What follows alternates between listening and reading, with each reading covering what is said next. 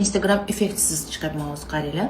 Hozir meni yuzimda hattoki tonalniy yo'q.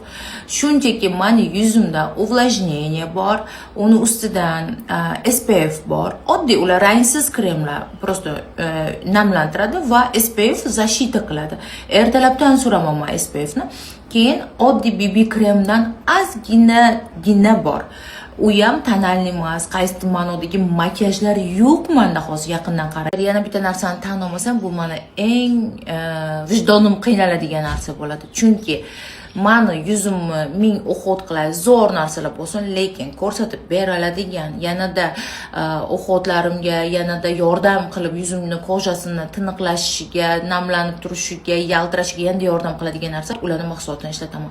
Yuzimda увлажнение, kechqurun maskalarim, tozalaydiganlarim, SPF'larim, BB kremlarim hammasi ulardan. Hozir men deyarli haligi og'ir tonalnilar, og'ir uhodlar, yuzimga tushsa tushmasa oladigan narsalardan chetlashganman.